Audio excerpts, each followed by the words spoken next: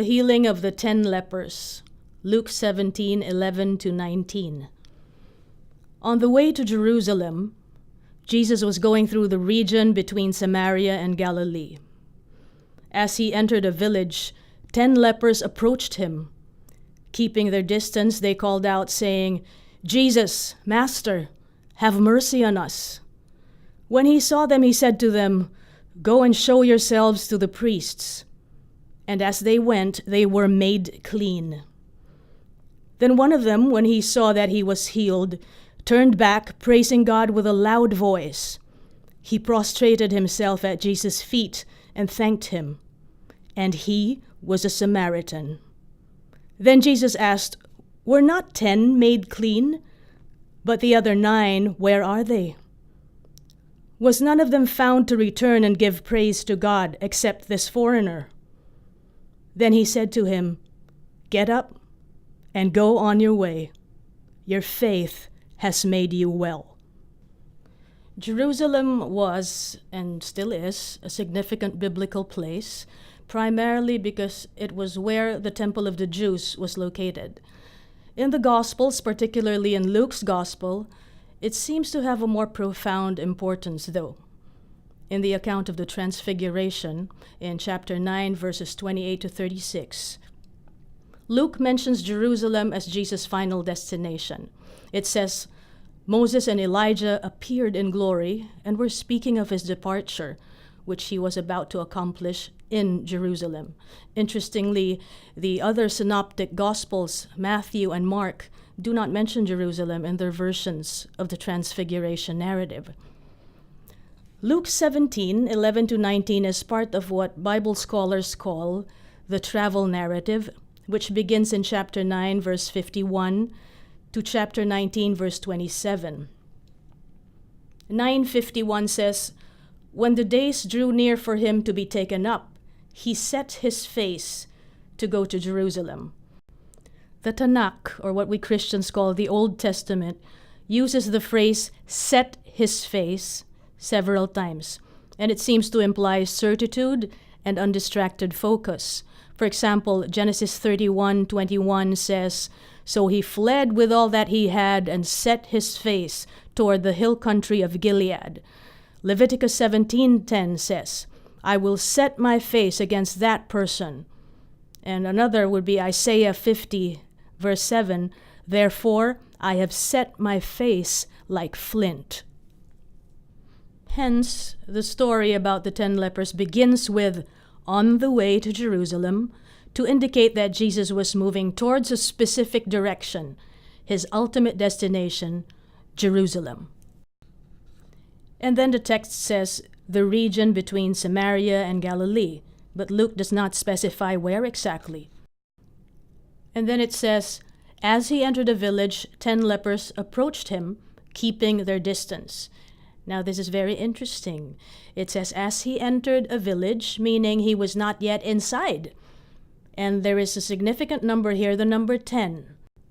Luke speaks of 10 silver coins in chapter 15, verse 8, a tenth of one's income in chapter 18, verse 12, and 10 slaves, 10 pounds, 10 cities in chapter 19, verses 11-27.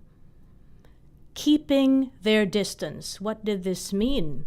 What is the significance of this phrase?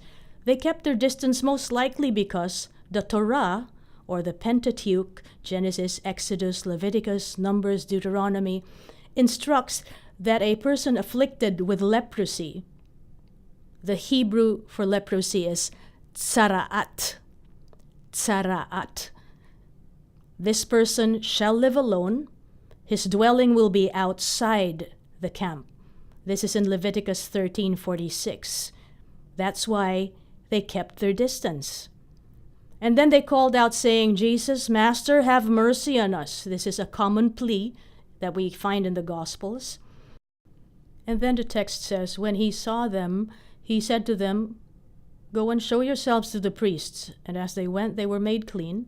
Then one of them, when he saw that he was healed, turned back praising God with a loud voice.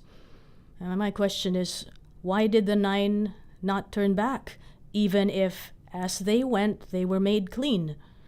because the 9 were Jews, and this is implied in the text later on, and the Torah instructs that one who has the disease must go to the priest. And I quote, "And the priest shall make an examination." This is in Leviticus chapters 13 and 14. Now, one who has been cured or has experienced a considerable degree of healing, the priest shall examine him, and if the disease has turned white, the priest shall pronounce the deceased person clean. He is clean. Leviticus 13:17.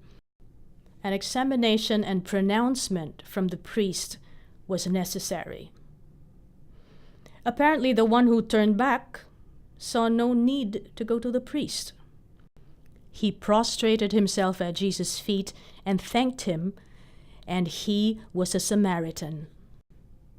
Take note that he no longer kept his distance. It was enough for him to experience Jesus' healing. Again, he saw no need to show himself to the priest, or perhaps the rules may have been different with Samaritans. It's either that or because they happened to be in the region between Samaria and Galilee, and the Samaritan happened to be closer to the priests in their temple, which was not in Jerusalem, but was at Mount Gerizim. So technically, it was faster for him to turn back. The other 9, on the other hand, had to travel all the way to Jerusalem. Of course, this is not specified in the text, and we can only use our creative imagination, but it's more exciting to speculate sometimes. Nonetheless, the previous verse only says, "Then one of them, when he saw that he was healed, turned back, praising God with a loud voice." Then verse 17 says, "Then Jesus asked, 'Were not 10 made clean? But the other 9, where are they?'" If we were to dialogue with the text right here, the first thing that comes to mind is, did Jesus not send them to the priests? Why is he looking for the other 9? And it was a long trip from the region between Samaria and Galilee to Jerusalem, where the temple was located. Surely they would not have been able to return right away. The question actually echoes the parables of the lost in chapter 15, verses 1 to 32, specifically the parable of the lost coin, where there were originally 10 coins and 1 was missing, leaving 9. The woman went looking for the lost or missing coin. In the healing of the lepers, it happened in reverse. Out of 10, 9 were missing because only 1 turned back, and Jesus looked not for 1, but 9. However, unlike the parables mentioned, where a restoration of the original number takes place, meaning 100 sheep, 10 coins, 2 sons, such was not the case here. There is no mention of the 9 ever coming back. Next verse. "Was none of them found to return and give praise to God except this foreigner?" As mentioned, they were most likely still on their way to the temple in Jerusalem to show themselves to the priests, because that was Jesus' instruction. Nonetheless, whatever reasons the 9 had for not turning back right away, Jesus used the situation as an opportunity to make a point. And the point is this: it is the foreigner, the one considered as the enemy, the Samaritan, who returns, thanks Jesus, and praises God. A similar point was made in the parable of the Good Samaritan in chapter 10, verses 25 to 37, where the most unlikely person, the Samaritan, turned out to be the merciful neighbor. Ironically, when Jesus and his disciples entered the village of the Samaritans, they did not receive him. That's in chapter 9, verses 52 to 53. But in spite of this treatment, the Samaritans are given a special place in the Gospels, particularly in Luke. The last verse, verse 19. "Then he said to him, 'Get up and go on your way.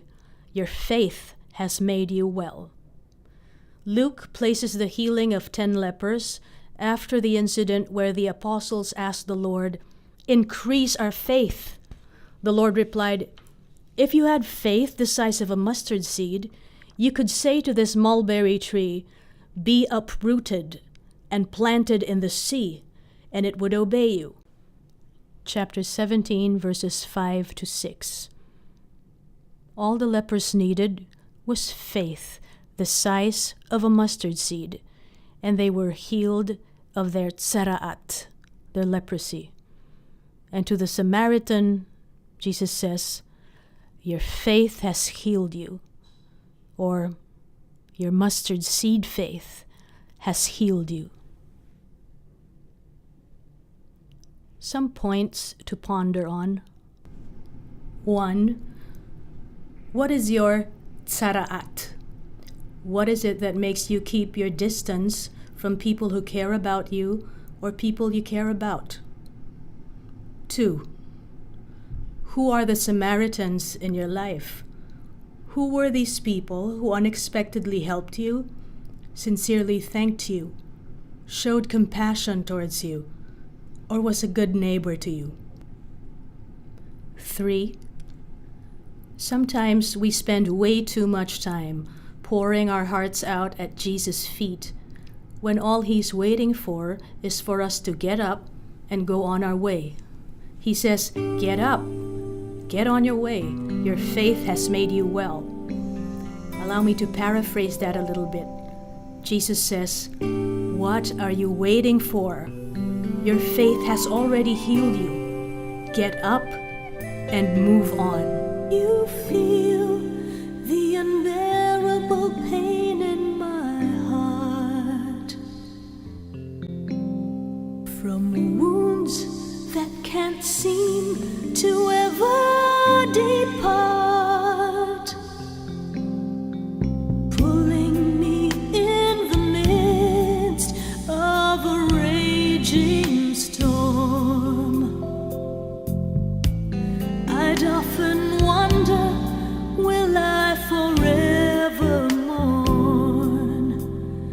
Then the sweetest, gentlest touch invades me, a love so pure, it beckons tenderly.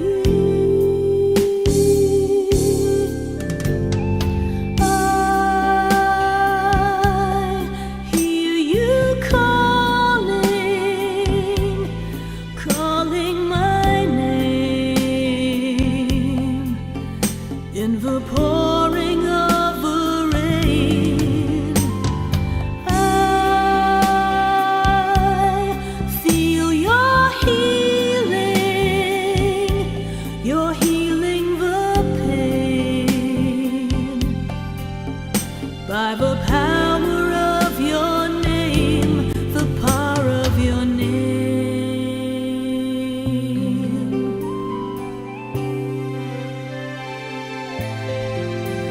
You feel the unbearable pain in my heart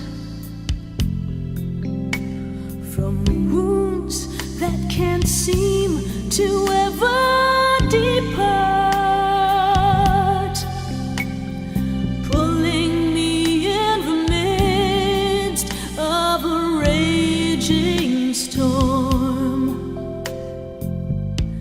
I'd often wonder, will I forever mourn? Then the sweetest, gentlest touch invades me, a love so pure, it beckons tenderly. I hear you calling, calling my name in the pouring of the rain. I feel your healing.